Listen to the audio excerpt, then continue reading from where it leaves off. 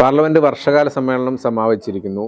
ഇത്രയും കാലം, അതായത് ഈ ധർമ്മേന്ദ്ര പ്രധാൻ വിദ്യാഭ്യാസ മന്ത്രി സ്ഥാനത്ത് നിന്ന് രാജിവെച്ചതിന് ശേഷം ഒരു ദിവസം പോലും വിദ്യാർത്ഥികളുടെ ജന്തർ മന്ദറിലെ സമരത്തെ കുറിച്ച് ചർച്ച ചെയ്യാനോ അല്ലെ അതിനെക്കുറിച്ച് പറയാനോ അവിടെ ഉണ്ടായ അക്രമ സംഭവങ്ങളെ കുറിച്ച് പറയാനോ ഒന്നിനു പോലും മുന്നിട്ട് വരാതെ ഒരാളുടെ മുഖം പോലും, അതായത് മാധ്യമങ്ങളുടെ മുന്നിൽ പിന്നെ വരാറില്ല സ്ഥിരമായിട്ട്, പക്ഷെ സഭയിൽ എത്താതിരുന്ന ആഭ്യന്തരമന്ത്രി അമിത്ഷായും പ്രധാനമന്ത്രി നരേന്ദ്രമോദിയും ഒടുവിൽ സഭയിൽ എത്തിയിരിക്കുന്നു. അത് ഈ സഭ അവസാനിക്കാൻ പോകുന്ന സമയത്താണെന്ന് തോന്നുന്നു എത്തിയത്. എന്തായാലും അവർ എത്തി, പക്ഷേ എങ്കിലും ഒരു കാര്യത്തിലും മറുപടി കൊടുക്കാനോ ഒന്നിനും അവർ തയ്യാറായില്ല എന്ന് തന്നെയാണ് പറയാൻ. ഇനിയിപ്പോ കുറച്ച് ദിവസം, ഇനിയിപ്പോ എന്തായാലും സഭയില്ല, ഒന്നുമില്ല, ഇനി ഇതിനുള്ള മറുപടിയും കൊടുക്കേണ്ട ആവശ്യമില്ലല്ലോ എന്നുള്ള രീതിയിലായിരിക്കും ഇന്ന് അവസാന ദിവസം കണ്ട് വന്നിരിക്കുന്നത്. ഇത്രയും ഭീരുക്കളായിട്ടുള്ള ഒരു പ്രധാനമന്ത്രിയും ആഭ്യന്തരമന്ത്രിയും നമ്മൾ മുമ്പ് കണ്ടിട്ടില്ല എന്ന് തന്നെ പറയേണ്ടി വരില്ലേ? അല്ല, ഇത്രയും ഭീരുക്കളായ ഒരു പ്രധാനമന്ത്രിയും ആഭ്യന്തരമന്ത്രിയും കണ്ടിട്ടില്ല എന്ന് പറയുന്നതിനപ്പുറത്തേക്ക് ഈ ഒരു വരവ്, അല്ലെങ്കിൽ അവസാന ദിവസത്തിലെ വരവ് ഒരു നാണംകെട്ട വരവായി പോയി. ഒരു വിഷയത്തെയും അഡ്രസ് ചെയ്തിട്ടില്ല, ഒന്നും സംസാരിച്ചിട്ടില്ല. വന്നു, വന്ദേമാതരം കേൾക്കുന്ന സമയത്ത് അവിടെ ഉണ്ടായിരുന്നു. അത് കഴിയുമ്പോൾ തന്നെ, വന്ദേമാതരം കഴിയുമ്പോൾ തന്നെ പ്രതിപക്ഷം ചോദ്യങ്ങൾ ചോദിക്കാൻ തുടങ്ങി. അപ്പോൾ തന്നെ സ്പീക്കർ പറയുകയാണ് സഭ നടന്നത് സമാപിച്ചു അല്ലെങ്കിൽ പിരിച്ചുവിട്ടു എന്ന് പറയുന്നു. ഇതിനേക്കാൾ എന്റെ ഒരു അഭിപ്രായത്തിൽ ഇതിനേക്കാൾ ഇവർ രണ്ടുപേരും വരാതിരുന്നതാണ് നല്ലത്. എങ്കിൽ വന്നില്ല എന്നെങ്കിലും പറയാമായിരുന്നു. ഇതൊരു നാണംകെട്ട വരവായി പോയെന്ന് തന്നെ പറയേണ്ടി വരും. ശരിക്കും എന്താണ് പറ്റിയത് ഇവർക്ക് രണ്ടുപേർക്കും എന്നാണ് മനസ്സിലായത്. പറയാനെങ്കിലും ഒരു ധൈര്യം കാണിക്കണ്ടേ? ഇത്രയും വലിയ ആൾക്കാരാണെന്ന് പറയുന്നത്. അല്ല, എന്താണ് ഈ വിഷയത്തിൽ, എന്ത് വിഷയത്തിലാണ് ഇവർക്ക് മറുപടി പറയാനുള്ളത്? CJPയുടെ സമരവുമായി ബന്ധപ്പെട്ട് പ്രതിപക്ഷം ആദ്യം മുതൽ ഉന്നയിക്കുന്ന ഒരുപാട് ആവശ്യങ്ങളുണ്ട്. അതിന്റെ അകത്ത് പ്രധാനമായി, അല്ലെങ്കിൽ പ്രതിപക്ഷം മുന്നോട്ട് കഴിഞ്ഞ ദിവസം മാധ്യമങ്ങൾക്ക് മുന്നിൽ അമിത്ഷാ തന്നെ പറഞ്ഞൊരു കാര്യമുണ്ട്, ഞാൻ വന്ന് കാര്യങ്ങൾ വിശദീകരിക്കാം. അപ്പോൾ പ്രതിപക്ഷ നേതാവ് രാഹുൽ ഗാന്ധി പറഞ്ഞു, വിശദീകരണമോ നിങ്ങളുടെ ക്ലാസ്സോ അല്ല കേൾക്കേണ്ടത്, വ്യക്തമായ മറുപടികളില്ലല്ലോ ഈ ഒരു വിഷയത്തിൽ. എന്ത് മറുപടിയാണ് ഇവർക്ക് പറയാനുള്ളത്? ഒരു മറുപടിയും തന്നെ ഇല്ല. പിന്നെ പ്രതിപക്ഷം മുന്നോട്ട് വെച്ച, അമിത്ഷായുമായി ബന്ധപ്പെട്ട് മുന്നോട്ട് വെച്ചത്, പെല്ലറ്റ് ഗൺ ഉപയോഗിച്ചിട്ടുണ്ടെങ്കിൽ അല്ലെങ്കിൽ പെല്ലറ്റ് ഉപയോഗിക്കാൻ ഉത്തരവ് നൽകിയത് ആരാണ്? അത് ആഭ്യന്തരമന്ത്രിയാണോ? ആഭ്യന്തരമന്ത്രിയാണെങ്കിൽ സ്വാഭാവികമായും പ്രതിപക്ഷം പറയാൻ പോകുന്നത് രാജിവെച്ച് പുറത്തു പോകണം. ഇനി അല്ല എന്ന് പറയുകയാണെങ്കിൽ ആഭ്യന്തര വകുപ്പ് മന്ത്രി അല്ലെങ്കിൽ ആഭ്യന്തരമന്ത്രി അറിയാതെ ഇതൊക്കെ ഉപയോഗിച്ചിട്ടുണ്ടെങ്കിൽ നിങ്ങൾ ആ കസേരയിൽ ഇരിക്കാൻ യോഗ്യനല്ല, നിങ്ങൾ പുറത്തു പോകണം അല്ലെങ്കിൽ രാജിക്കണം. എന്തായാലും രാജിയാണ് പ്രതിപക്ഷം ആവശ്യപ്പെടുന്നത്. സത്യത്തിൽ വ്യക്തമായ ഒരു ഉത്തരം ഇവർക്ക് പറയാനില്ല. പിന്നെ ഇവർ, അല്ലെങ്കിൽ ഒരു കേന്ദ്ര സർക്കാരിന് ഒരു ഓവർ കോൺഫിഡൻസ് ഉണ്ടായിരുന്നു, ഒരിക്കലും വിദ്യാഭ്യാസ മന്ത്രി രാജിവെക്കേണ്ടി വരില്ല എന്നുള്ളത്. അതെല്ലാം തകർന്നു. ഇനി വന്ന്, അല്ലെങ്കിൽ ഞങ്ങൾ കൂടി സഭയിലേക്ക് വരികയാണെങ്കിൽ ഇതെല്ലാം കൂടെ ഞങ്ങൾ ഏറ്റെടുക്കേണ്ടി വരുമോ എന്നുള്ള ഭയമാണ്. അതുപോലെ തന്നെ എല്ലാ സമയത്തും, അല്ലെങ്കിൽ തെരഞ്ഞെടുപ്പിന്റെ സമയത്തെല്ലാം രാമനെ ഉയർത്തിക്കാട്ടി, അയോധ്യ ഉയർത്തിക്കാട്ടി, ഹിന്ദു വിശ്വാസി സമൂഹത്തെ ഒപ്പം നിർത്തിക്കൊണ്ട് തന്നെയാണ് സംഘപരിവാർ മുന്നോട്ട് പോയിക്കൊണ്ടിരുന്നത്. BJP അതേ രീതിയാണ്. ഈ തെരഞ്ഞെടുപ്പ് സമയമാകുമ്പോൾ ഒരു വല്ലാത്തൊരു രാമഭക്തി, രാമനോടൊരു സ്നേഹം. അതേ രാമന്റെ അയോധ്യയിലാണ് വൻ തട്ടിപ്പ്, സംഭാവന തട്ടിപ്പ് നടക്കുന്നത്. അത് പ്രതിപക്ഷം അതിനും പ്രധാനമന്ത്രി ഉത്തരം പറയണം. രാജ്യത്തിന്റെ പ്രധാനമന്ത്രിക്ക് ഉത്തരം പറയാൻ കഴിയാത്ത ഒരു വിഷയമാണ് ഈ കിടക്കുന്നത്. അല്ലെങ്കിൽ അയോധ്യ, നമുക്കറിയാം, രാമക്ഷേത്രവുമായി ബന്ധപ്പെട്ട് ഇനി എന്ത് മറുപടിയാണ് ഇവർക്ക് പറയാനുള്ളത്? BJPയുടെ കാര്യത്തിലാണെങ്കിൽ എന്തെങ്കിലും പറഞ്ഞൊപ്പിക്കാം. പക്ഷെ ഇപ്പൊ ഇതിന്റെ കാര്യത്തിൽ ഒരക്ഷരം മിണ്ടാൻ പറ്റാത്ത അവസ്ഥയാണ്. കാരണം രാമന്റെ പേര് പറഞ്ഞ് അധികാരത്തിൽ വരുന്നു, രാമന്റെ പേര് പറഞ്ഞ് വോട്ട് പിടിക്കുന്നു, രാമന്റെ പേര് തന്നെ തട്ടിപ്പ് നടത്തുന്നു. എന്നിട്ട് ജനങ്ങൾക്ക് ശരിക്കും മനസ്സിലായി തുടങ്ങിയിരിക്കുന്നു.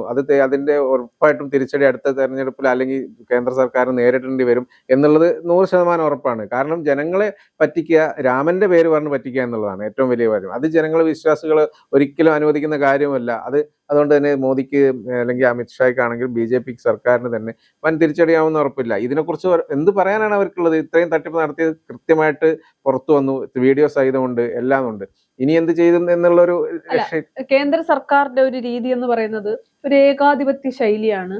ഞങ്ങൾ ഭരിക്കുന്നു, ഞങ്ങളുടെ സർക്കാർ, ഞങ്ങൾക്ക് ആരെയും, അല്ലെങ്കിൽ ഞങ്ങൾക്ക് മാധ്യമങ്ങളുടെ മുന്നിൽ ഒന്നും വ്യക്തമാക്കേണ്ട കാര്യമില്ല, ഞങ്ങൾക്ക് സഭയിൽ സംസാരിക്കേണ്ട കാര്യമില്ല, ഞങ്ങൾ കുറച്ചുപേർ തീരുമാനമെടുക്കും, നിങ്ങൾ അങ്ങ് അതനുസരിച്ച്. മുൻപൊക്കെ പ്രതിപക്ഷം ഇത്ര സ്ട്രോങ്ങുമല്ല. അപ്പൊ നിങ്ങൾക്ക്, ഞങ്ങൾ എന്താണോ തീരുമാനിക്കുന്നത് അതനുസരിക്കാൻ ബാധ്യസ്ഥരാണ് നിങ്ങൾ എല്ലാവരും എന്ന ഒരു ആറ്റിറ്റ്യൂഡായിരുന്നു.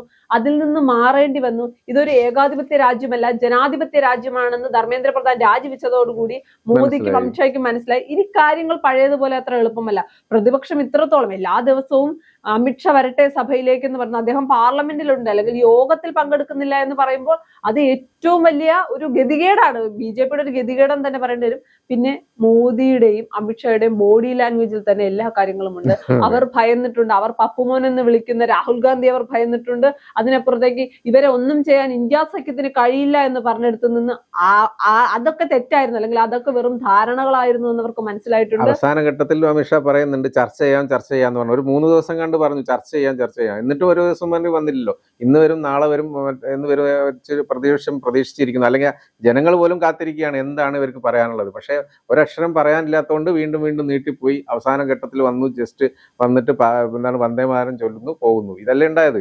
അല്ല, ഇനിയിപ്പോ BJP-ക്കാർക്ക് പറയാമല്ലോ, വന്നോ എന്ന് ചോദിച്ചാൽ വന്നു. നിങ്ങളുടെ ആവശ്യം എന്തായിരുന്നു? നിങ്ങൾ എല്ലാവരും അല്ലെങ്കിൽ മാധ്യമങ്ങൾ അടക്കം പറഞ്ഞത് എന്താണ്? അമിത്ഷായെ വരുന്നില്ല, അവിടെ ഉണ്ടെങ്കിൽ പോലും സഭാ നടപടികളിൽ പങ്കെടുക്കുന്നില്ല. സഭാ നടപടിയിൽ പങ്കെടുത്തല്ലോ, കാര്യം കഴിഞ്ഞില്ലേ എന്ന് പറയുന്നു. അത് വെറുമൊരു ന്യായീകരണം മാത്രമാണ്.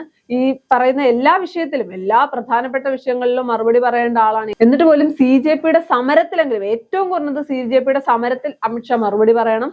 മറുവശത്ത് രാമക്ഷേത്രവുമായി ബന്ധം അല്ലെങ്കിൽ അയോധ്യയുടെ സംഭാവന തട്ടിപ്പിൽ പ്രധാനമന്ത്രി രാജ്യത്തോട് മറുപടി പറഞ്ഞേ പറ്റൂ. അതിപ്പോ മാധ്യമങ്ങൾക്ക് മുന്നിൽ പറയണ്ട. ഇവർക്ക് മാധ്യമങ്ങൾക്ക് മുന്നിൽ പറയാൻ താല്പര്യമില്ല. മാധ്യമങ്ങൾ വഴിയല്ല ജനങ്ങളിലേക്ക് കാര്യങ്ങൾ അറിയേണ്ടത്. പിന്നെ ജനങ്ങൾക്ക് വേണ്ടിയുള്ള സഭയിൽ പോലും വരാനോ സംസാരിക്കാനോ കഴിയാത്തവർ എവിടെ മറുപടി പറയാനാണ്? ഇവര് ഒരു കാര്യം നമ്മൾ ശ്രദ്ധിക്കേണ്ടത്, ഇവര് മാധ്യമങ്ങളുടെ ചോദ്യത്തിന് ഇവർക്ക് ഉത്തരം പറയാൻ പറ്റില്ല.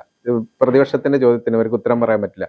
ഇവർക്ക് കുറച്ച് കാര്യങ്ങൾ പറയാനുള്ളത് സോഷ്യൽ മീഡിയ വഴി, അതങ്ങ് ഈ അമിത്ഷായും മോദി ഉൾപ്പെടെയുള്ള എല്ലാവരും, എല്ലാ നേതാക്കളും എന്താണ് ചെയ്യുന്നത്, പിന്നെ ഈ സോഷ്യൽ മീഡിയ വഴി അവർക്ക് പറയാനുള്ള കാര്യങ്ങൾ അങ്ങ് പറയുക. അതായത് അതിന് മറുപടിയില്ല, ചോദ്യമില്ല, ഉത്തരവില്ല.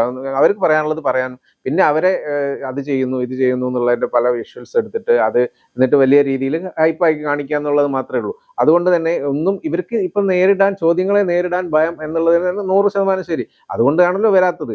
കാരണം ഇങ്ങനെയുള്ള ഒരു സോഷ്യൽ മീഡിയയുടെ തട്ടിപ്പ്, സോഷ്യൽ മീഡിയ വഴി ഹൈപ്പ് ഉണ്ടാക്കുന്ന തട്ടിപ്പ് ജനങ്ങൾക്ക് മനസ്സിലായി തുടങ്ങിയെന്നവർക്ക് മനസ്സിലായി. അതിന്റെ കാരണമാണ് ഇത്രയും ജനങ്ങളുടെ ഒരു സമരം ഇവിടെ ഡൽഹിയിൽ നടക്കാനും എല്ലാ കാര്യത്തിനും ഉണ്ടായതെന്ന് തന്നെ നമുക്ക് പറയാം. അപ്പൊ അങ്ങനെ ഇരിക്കുന്ന രീതിയിൽ ഇപ്പോ ഈ ഒരു സോഷ്യൽ മീഡിയ തട്ടിപ്പ് ഇനിയും കൊണ്ടുപോകാൻ പറ്റില്ല എന്ന് ഇവർക്ക് രണ്ടുപേർക്കും മനസ്സിലായിട്ടുണ്ട്. കാരണം ഇനിയിപ്പം സഭയിൽ എത്തിക്കഴിഞ്ഞാൽ നേരിട്ട് ജനങ്ങളെ നേരിടണം, നേരിട്ട് നേതാക്കളെ അല്ലെങ്കിൽ പ്രതിപക്ഷത്തെ നേരിടണം. ഇനി ജനങ്ങളെ നേരിടാൻ ഇതിലും വലിയ ബുദ്ധിമുട്ടാണ് വരാൻ പോകുന്നത്. കാരണം ജനങ്ങളുടെ ചോദ്യത്തിന് മറുപടി, ജനങ്ങൾക്ക് ചോദിക്കാനുള്ള ചോദ്യമാണല്ലോ ഈ പ്രതിപക്ഷം ചോദിക്കുന്നത്. അപ്പൊ അതിന് മറുപടി പറയാൻ പറ്റാത്തവർ ഇനി എന്ത് ചെയ്യും? ഇനി ഇവർ സോഷ്യൽ മീഡിയയിൽ ഇവർക്ക് പറയാനുള്ളത് കുറച്ച് പറയുക എന്നല്ലാതെ ഇനി എന്തെങ്കിലും പറയാൻ ചിലപ്പോൾ കൊണ്ടുവരുമായിരിക്കും. സാധാരണഗതിയിൽ നമ്മൾ BJP സർക്കാരിനെ എടുക്കുമ്പോൾ, നരേന്ദ്രമോദിയൊക്കെ എടുക്കുമ്പോൾ ഇതിനു മുൻപ് പല വിഷയങ്ങളിലും ഇവർ പ്രതിരോധത്തിലായിട്ടുണ്ട്. പക്ഷെ വളരെ പെട്ടെന്ന് തന്നെ ഇവർ പ്രതിരോധത്തിലാകുന്ന വിഷയത്തിൽ എന്തെങ്കിലുമൊക്കെ ഒരു പ്ലാൻ ഉണ്ടാക്കി, അല്ലെങ്കിൽ വ്യക്തമായി എന്തെങ്കിലുമൊക്കെ വലിയ രീതിയിലുള്ള പ്ലാനോട് കൂടി സഭയിലൊക്കെ വന്ന് ജനങ്ങളെ കൺവിൻസിംഗ് എന്ന് പറയാൻ കഴിയില്ല, ജനങ്ങളെ പറ്റിച്ച് തിരിച്ചു പോകുന്ന ഒരു രീതിയുണ്ട്. അതേ രീതി തന്നെയാണ് ഒരു പകുതിയായപ്പോൾ, അല്ലെങ്കിൽ ധർമ്മേന്ദ്ര പ്രധാൻ രാജിവെച്ചതിന്റെ അടുത്ത ദിവസം മുതൽ ഞാൻ കരുതുന്നത് സഭയിൽ വന്ന് എന്തെങ്കിലുമൊക്കെ ഒരു ഗിമ്മിക്ക് പറയുമെന്നാണ്. അങ്ങനെ ചെയ്തു എന്നൊരു സമാധാനമുണ്ട്. അതൊന്നും തന്നെ ഇല്ല. പക്ഷെ എന്നാലും ഞങ്ങൾക്കൊരു പ്രശ്നവുമില്ല, ഞങ്ങൾ ഇതിലൊന്നും ഭയന്നിട്ടില്ല എന്ന് പറഞ്ഞാൽ പോലും അവരുടെ ബോഡി ലാംഗ്വേജ് പറയുന്നുണ്ട് ഭയന്നിട്ടുണ്ട്. പ്രതിപക്ഷത്തിനെയും CJP-യെയും ഭയന്നിട്ടുണ്ട്. അമിട്ട് പൊട്ടാസായി എന്നൊക്കെയാണ് പലരും കമന്റ് ചെയ്യുന്നത്. പൊട്ടാസ് വെച്ചാൽ അത്രയ്ക്കും വില കുറഞ്ഞു പോയി. ഇവരെ സ്വയം താഴ്ത്തിയതാണ്. ഏതെങ്കിലും ഒരു തരത്തിൽ ഇവർ പ്രതിസന്ധിയെ നേരിടാൻ ഇവർക്ക് പറ്റില്ല എന്നുള്ളത് തെളിയിച്ചു കഴിഞ്ഞു. അല്ല, ഏതെങ്കിലുമൊക്കെ ഒരു തരത്തിൽ ഇവർ സഭയിൽ വന്ന് എന്തെങ്കിലുമൊക്കെ കാര്യങ്ങൾ, ഇപ്പൊ ഇതിൽ ചേട്ടൻ പറഞ്ഞതുപോലെ പ്രത്യേകിച്ച് പറയാനൊന്നുമില്ല, എങ്കിൽ കൂടി സഭയെ അഡ്രസ്സ് ചെയ്യുമെങ്കിലും ചെയ്തിരുന്നെങ്കിൽ ഈ വിഷയം ഇത്രത്തോളം വലിയ രീതിയിലേക്ക് ചർച്ചയാകില്ലായിരുന്നു. എന്താണോ പറയുന്നത് അതിന്റെ ഒരു ചർച്ച മാത്രമുണ്ട്. ഇതിപ്പോ ഇവർ തെറ്റ് ചെയ്തത് കൊണ്ടാണ് ഇവർ സഭയിലേക്ക് വരാത്തത്. ഇവർക്ക് മാധ്യമങ്ങളെ അഡ്രസ്സ് ചെയ്യുന്നില്ല, സഭയിൽ വരാൻ ഭയം, സഭയെ അഡ്രസ്സ് ചെയ്യുന്നില്ല, ജനങ്ങളെ അഡ്രസ്സ് ചെയ്യുന്നില്ല എന്ന രീതിയിലേക്ക് കൊണ്ടെത്തിച്ചിട്ടുണ്ട്. ഇതിപ്പോ BJP-യിലെ തന്നെ ആളുകൾക്ക്, മന്ത്രിമാർക്കടക്കം ന്യായീകരിക്കാൻ പറ്റാത്ത, എങ്ങനെയെങ്കിലും അമിത്ഷാ ഒന്ന് വന്നാൽ മതി എന്ന രീതിയിലേക്ക് എത്തുന്നുണ്ട്. അത് പ്രതിപക്ഷത്തിന്റെ രാഷ്ട്രീയമായി നല്ല രീതിയിൽ ഗുണം ചെയ്തിട്ടുണ്ട്. പ്രതിപക്ഷം കുറച്ചുകൂടി സ്ട്രോങ് ആവാൻ BJP ഒരു അവസരം കൂടി നൽകിയെന്ന് തന്നെ പറയേണ്ടി വരും.